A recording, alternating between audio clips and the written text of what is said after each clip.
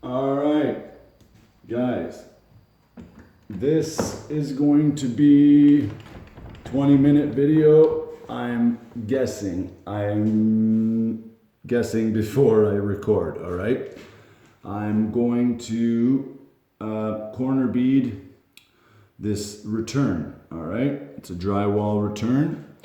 Let me show you what I mean. Okay, we've got drywall all the way around. No kidding. Okay, I guess they're gonna do a, I don't know what you call that. It's kind of like a barn door. I guess they're gonna put a big old track at the top of this, and it's just gonna be like, you know, with wheels and a track. I think they call that a pass-through or a pass-by or something. But anyways, I will show you a couple of tricks that I like to do with these pain in the arses. Okay, so first things first, you need mud. And I was doing the angles, so I've got some soupy mud already. Now I tried to thicken it up a little bit, you know, but I don't know. It is a little bit thin because they stopped their drywall pretty ugly here, you know.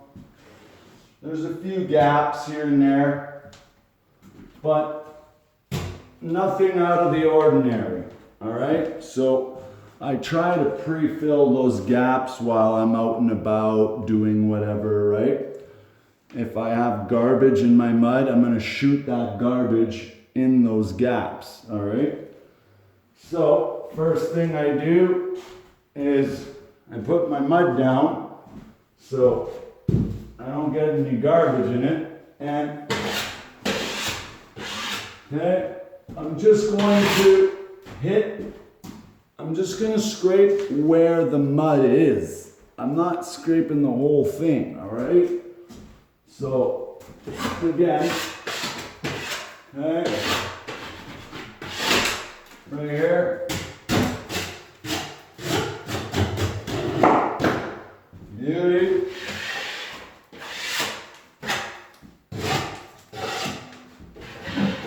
And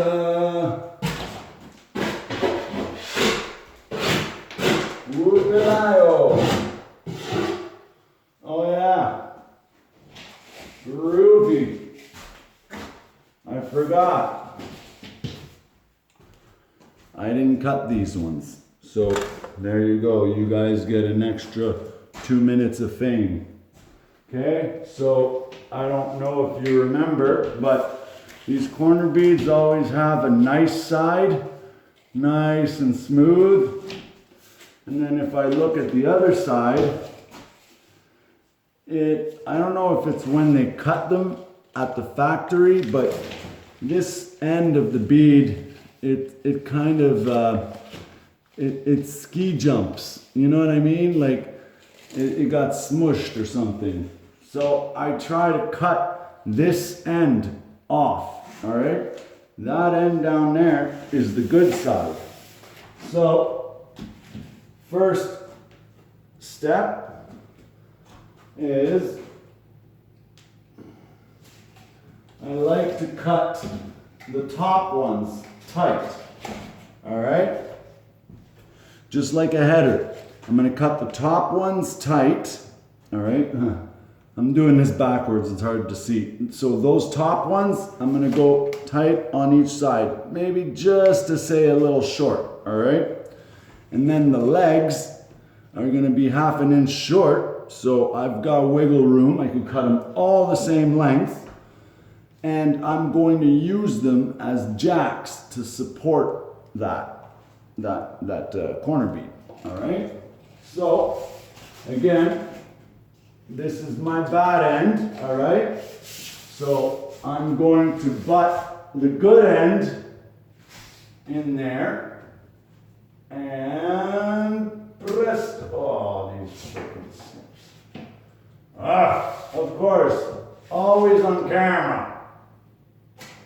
Okay, so let's test her out.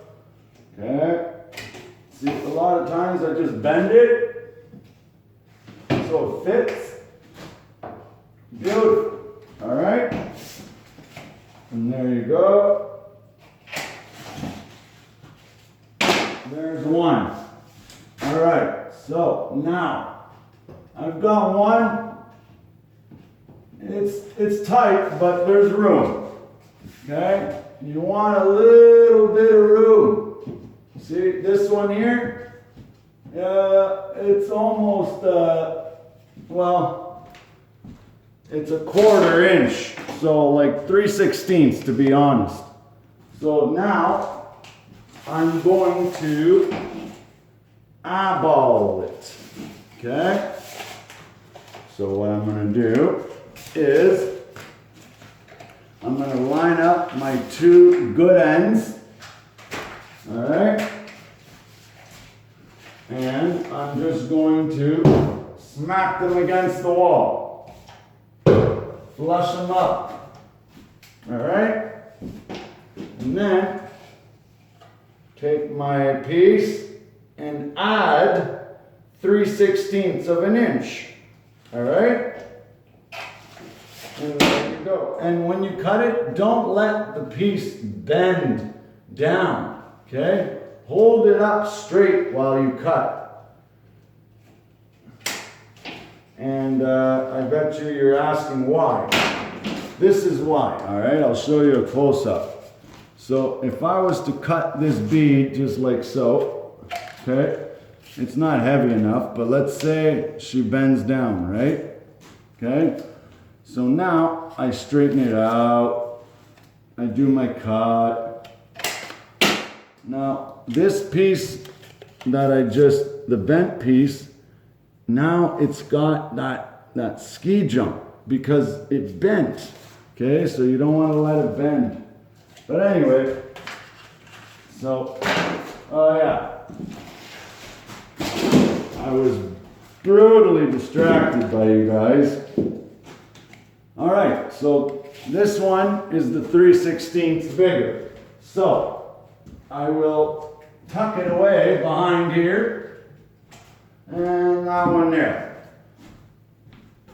So now I know which one is the front and which one is the back. All right, and now I can. All right, so this is the bad end. So what I'm going to do is I'm going to line them up, line them up, line them up, line them up. They don't even have to be perfect. I'm being a little anal here. Anal. Okay, actually, I'm just going to use one because I want to show you when I don't feel like measuring, all right? So I just give it a little and I bend it, okay?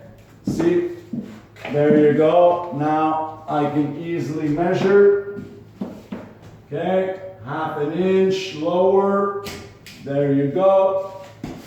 So now I can cut this guy here. Okay, come on. All right, and after I cut it, oh boy, this one, of course, always on camera, right? So after I cut it, I always bend it in a little bit, all right? So anyway, now that I've got my cuts, okay, I could line up the rest. And here, obviously we're not going to be able to cut the whole metal, right? So all I do is I just cut the paper all the way to the metal, all right? And that's it.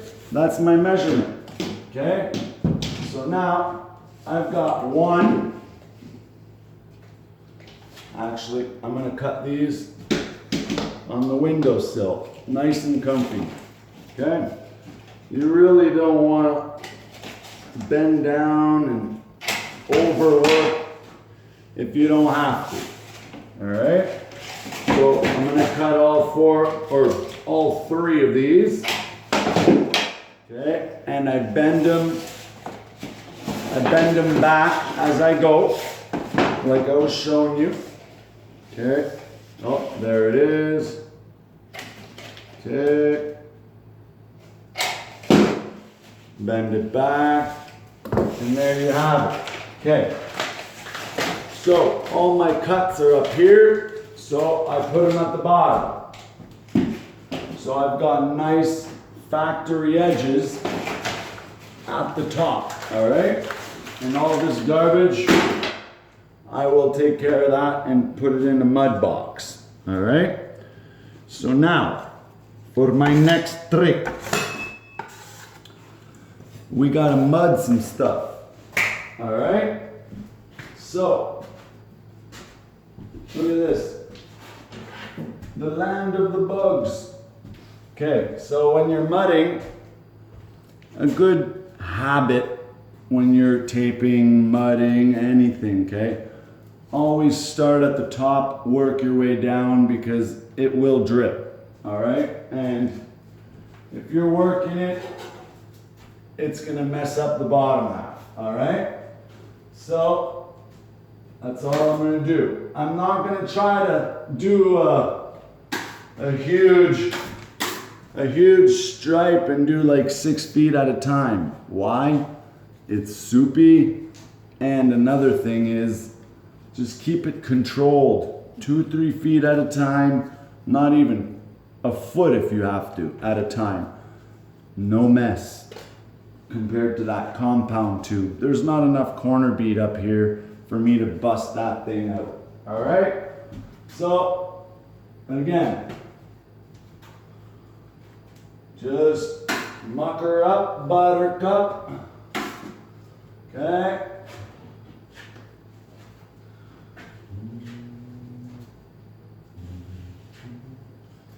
Okay.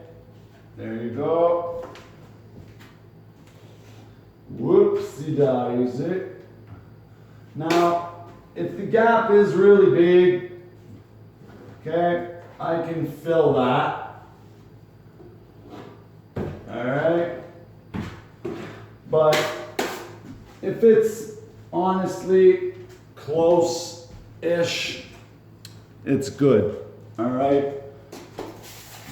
It's a closet. Even then, whatever.